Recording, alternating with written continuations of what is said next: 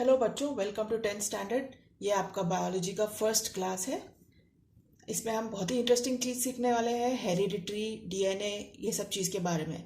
आपको ये जानना बहुत ज़रूरी है, तो इससे आपको पता चलेगा कि आपकी बॉडी कैसे फंक्शन करती है, फिर आपके घर जेनेटिक वेरिएशन क्यों होता है ना। उसका बेसिस यहाँ पर हमको डीएनए में मिलेगा। ओके, तो आपका 10th स्टैंडर्ड का first chapter is hereditary and evolution.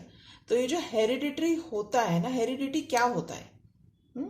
Heredity is the heredity basically आप जो अपने पेरेंट्स से इनहेरिट करते हैं कुछ कैरेक्टरिस्टिक्स, ठीक है, उसको हम लोग हेरिडिटी बोलते हैं। आपके टेक्स्ट बुक के हम फर्स्ट पैराग्राफ पढ़ के लेते हैं। You know that heredity is the transfer of biological characters from one generation to another via genes. तो बायोलॉजिकल कैरेक्टर्स एक जनरेशन से दूसरे जनरेशन मतलब आपके मम्मी डैडी, फिर आप और आपके बच्चे, या तो आपके ग्रैंड पेरेंट्स, आपके पेरेंट्स और आप, ये एक एक जनरेशन का गैप है ना। तो ये आप कई बार आप देखेंगे कि आपके दादा या नाना या किसी के साथ आपका चेहरा एकदम ही मिलता है, या तो कुछ कैरेक्टरिस्टिक्स है कुछ जो मिलते हैं। शायद आपकी कोई उंगली में कुछ तो निशान होगी जो आपके ग्रैंड पेरेंट्स के में किसी में एक में होगी। ये सब हेरिडिटरी रहती है, ठीक है। तो ये कैसे पास होता है? It is pass from one generation to another. कैसे पास होता है? Through the genes. Okay, it is pass from generation to generation via genes. तो जोहान ग्रेगोर मेंडल करके मॉडर्न जेनेटिक्स का पायनियर जाना जाता है। क्या नाम है? जोहान ग्रेगोर मेंडल, ठीक है। इसके बारे में हम थोड़ा और डिटेल में जो हेरिडिटरी के बारे में पढ़ेंगे। इसके पहले हम लोग ये देखते हैं कि डीएनए क्या होता है, ठीक है। आपके मन में एक बार डीएनए अगर आपको समझ में आ गया तो आपको समझ में आएगा कि ये हेरिडिटी का मतलब क्या है। Okay, so let's start learning about DNA. DNA is called, in full form it is deoxyribonucleic acid. Okay, it is the DNA is the hereditary material in humans and almost all other organisms. आपने अभी hereditary just हमने touch किया था, hereditary है ना जो। तो ये हेरिडिटी हमको कहाँ से पास होती है? थ्रू द डीएनए, जीन से, ठीक है। DNA is the hereditary material in humans and almost all other organisms. जितने भी लिविंग ऑर्गेनिजम्स है सबके अंदर डीएनए है। हमारे एवरी सेल बॉडी में हैज अ सेम डीएनए। हर एक पर्सन के बॉडी में जो सेल्स है वो सेम डीएनए, जो उनके अंदर जो डीएनए वो सेम है। And most of this DNA is located in the cell nucleus, ठीक है। हमने सेल, आपको पता होगा सेल का स्ट्रक्चर। सेल का जो स्ट्रक्चर है उसके अंदर एक न्यूक्लियस करके पोर्शन है। इस न्यूक्लियस के अंदर ही डीएनए पाया जाता है, हा? लेकिन a small amount of DNA is also found in the mitochondria. Location of the DNA is in the nucleus, but a small amount of DNA is also found in the mitochondria. अब ये mitochondria क्या है? Mitochondria are small structures within the cell, और ये क्या करते हैं? They convert energy from food into usable form for cells. आप जो खाना खाते हो वो जो एनर्जी कन्वर्ट होता है खाने से, वो एनर्जी को माइटोकॉन्ड्रिया ऐसे फॉर्म में प्रोड्यूस करता है जिससे सेल उसको यूज कर सके और क्या कर सके, हमारे बॉडी का डिफरेंट फंक्शंस के लिए यूज कर सके। Okay, so what is a DNA? It is a hereditary material in humans and other organisms, ठीक है। And every cell has the same DNA. And where is it located? It is located in the nucleus and a small amount is also found in the mitochondria. Okay, the information in DNA is stored as a code made up of 4 chemical bases. जो अभी ये DNA का जो shape है ना, एक तो पहले वो आप ध्यान से देखिए कि डबल हेलिक्स शेप है। ये शेप जो है आप देखते बहुत कॉमनली आपने देखा होगा, ये है डबल हेलिक्स शेप, या तो लैडर के जैसा है ना, सीढ़ी के जैसा कुछ तो शेप है इसका। ओके, तो ये जो लैडर है ना वो 4 केमिकल बेसिस से बना है। Okay, it is made up of 4 chemical bases. What is the name? Adenine, thymine, guanine, cytosine, ठीक है। DNA is made up of 4 chemical bases, adenine, guanine, cytosine and thymine. And human DNA के अंदर बहुत सारे bases है, actually consist of the 3 billion bases and more than 99% of those bases are the same in all people, ठीक है। The order और sequence of this basis. अभी ये जो जिस सीक्वेंस और ऑर्डर में जो ये बेसिस अपने आप को अलाइन करती है वो डिटरमाइन करता है the information available for building and maintaining an organism. अभी हम आगे देखेंगे कि ये कैसे इंफॉर्मेशन हमारे सेल से बाहर निकल के दूसरे सेल्स को डिवीजन और बहुत सारी चीज़ों के लिए यूज होता है, उसको थोड़ा और डिटेल में देखेंगे।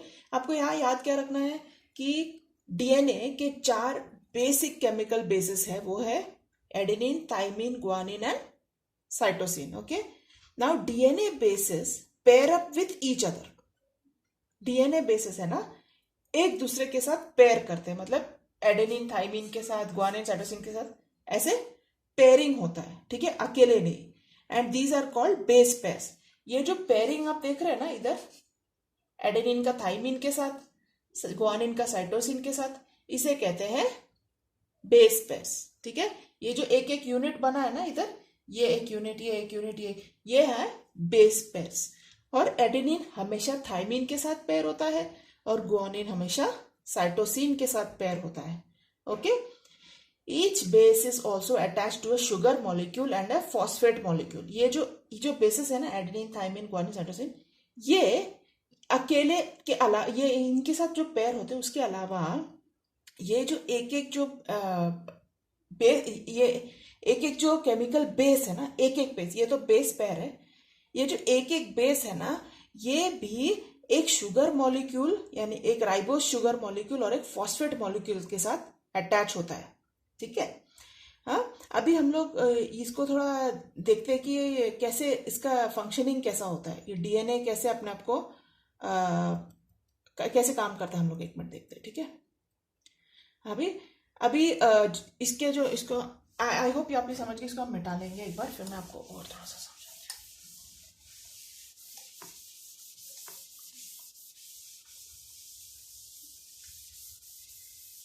ओके।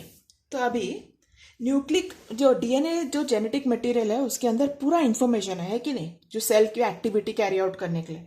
हाँ, तो DNA is a genetic material that contains information needed to carry out cell activities. Okay, अभी न्यूक्लिक एसिड्स क्या है? Nucleic acids are made from repeating units of nucleotides. और न्यूक्लियोटाइड्स क्या है? अभी हमने पढ़ा था adenine, thymine, guanine and cytosine के बारे में, ठीक है। अभी जो ये हमने पढ़ा था, हर एक जो पेयर बेस है, what are the bases? Bases are adenine, thymine, cytosine and guanine. Okay, तो ये दोनों हमेशा पेयर करते हैं एक दूसरे के साथ और ये दोनों हमेशा एक दूसरे के साथ पेयर करते हैं। ओके, तो अभी जो पेयरिंग होता है ना, उसमें हर एक जो बेस है, इनको कहते हैं बेस पेयर्स। ओके, ये हर एक जो एक बेस है ना, वो और भी किसी के साथ पेयर करते हैं, और भी किसी के साथ जुड़ते हैं। वो क्या है? फॉस्फेट ग्रुप, डीऑक्सीराइबोस शुगर, ठीक है। ये है अपना एक बेस, ये जो नाइट्रोजनस बेस है, सपोज ये आपका ये ऐसा है, आपको ये इसको इसमें आपको प्यूरिन और पिरामिडीन्स के बारे में भी आपको बताती हूँ। ये है आपका nitrogenous base. Okay, okay, this is your nitrogenous base. Okay, this is your sugar and this is your phosphate group. Okay, so these are connected to each other. All right, ठीक है। अभी प्यूरिन क्या होता है? What are purines? Purine होता है, purine is compose of a 6-member nitrogen containing ring. देख रहे हैं आप इधर, 6-member nitrogen containing ring and a 5-member nitrogen containing ring joint together. 1 2 3 4 5 6 है ना, 6 है ना, और ये इसमें है 1 2 3 4 5। ये 5 बेस वाला है और ये 6 बेस वाला है, ठीक है। 6 रिंग है, ये 6 साइडेड रिंग है और ये 5 साइडेड रिंग है, ठीक है। तो जब एक 6-member नाइट्रोजन, ये है 6-member नाइट्रोजन, ठीक है, एंड ए 5-member नाइट्रोजन, ये है 5-member नाइट्रोजन। तो जब एक 6 मेंबर नाइट्रोजन और एक 5 मेंबर नाइट्रोजन, ठीक है, एक हेक्सागन और पेंटागन साथ में जुड़ जाते हैं तो प्यूरिन बेस बनता है, ठीक है। Purine basis in DNA and RNA include adenine and guanine. तो इसका ये जो एडेनिन है, ए टी सी एंड जी, तो ये जो प्यूरिन बेस है ना, उसमें एडेनिन और ग्वानिन फॉर्म होते हैं। अब purine is composed of A 6 member nitrogen ring and a 5 member nitrogen containing ring joined together like a hexagon and a pentagon pushed together. Purine bases in DNA and RNA include adenine and guanine. अभी pyrimidines क्या है ये आपके mind में आ जाएगा, तो फिर आपको जब आप कोई केमिकल या ऐसा डायग्राम देखेंगे तो आपको समझ में आएगा कि कौन सा पेयरिंग डीएनए का कौन सा स्ट्रक्चर के बारे में बात कर रहा है। ओके, अभी पिरामिडिन क्या होता है? ये है जिसमें एक 6 मेंबर नाइट्रोजन रिंग ही है। They are simple aromatic compounds composed of carbon and nitrogen atoms in a 6 member ring, ठीक है। And the three pyrimidines are thymine जो ओनली डीएनए में फाउंड है, and uracil which is found in DNA, and cytosine which is found in both DNA and RNA. अभी इसमें RNA भी अभी join हो रहा है इसमें अभी नेक्स्ट इसके लिए। तो पिरामिडिन में क्या होता है? एक 6 मेंबर्ड रिंग है जिसमें कार्बन और नाइट्रोजन एटम्स है, ठीक है। प्यूरिन में क्या था?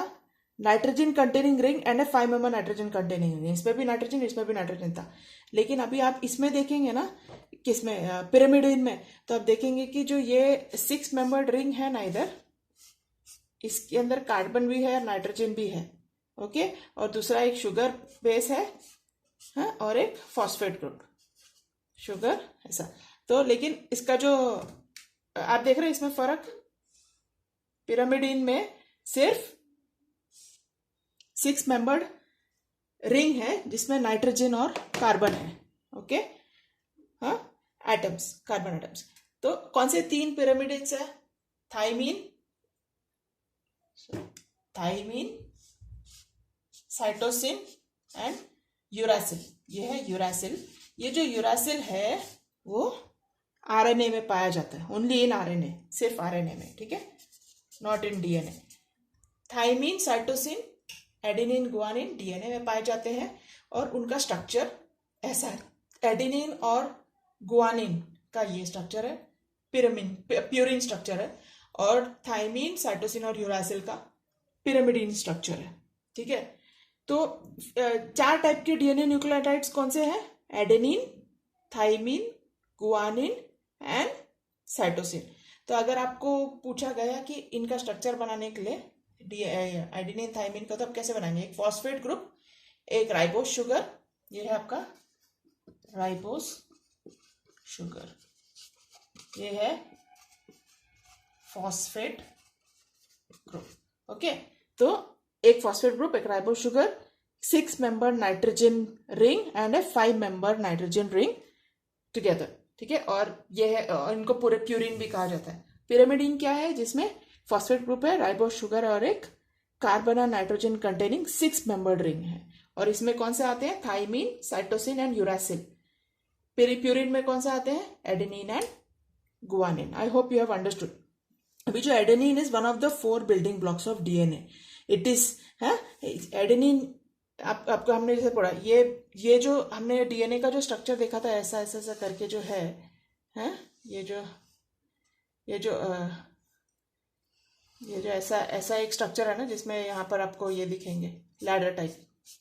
ये जो डीएनए का स्ट्रक्चर है, अभी ये जो बेस पेयर्स ऐसे ऐसे फॉर्म होते, ए टी सी जी, ऐसा ना, ऐसे ऐसे फॉर्म हो, ऐसे ऐसे इनका ये चलता है, पेयरिंग चलता है, बेस पेयरिंग, ठीक है।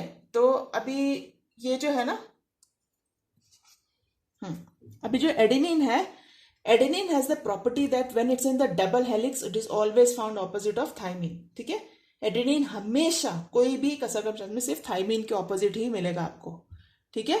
So adenine and thymine pair on one on each strand, देख रहे हैं ना। तो ये एक साइड में एडेनिन पेयर कर रहा है, इस साइड से थाइमिन पेयर कर रहा है, तो they always pair with each other, ठीक है।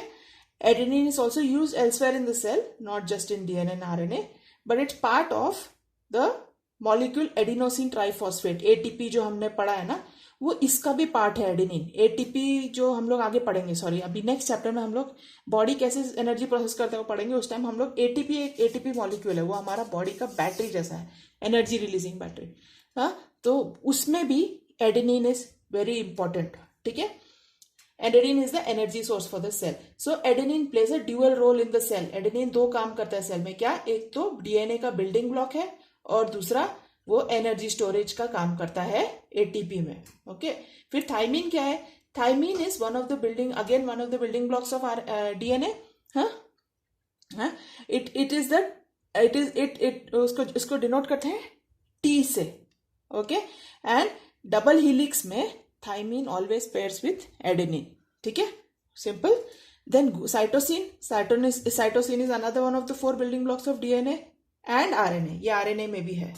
Okay, even okay, so it's one of the 4 nucleotides that presents both in DNA and RNA, and each cytosine makes a part of the code. Cytosine का एक unique property है, वो क्या है?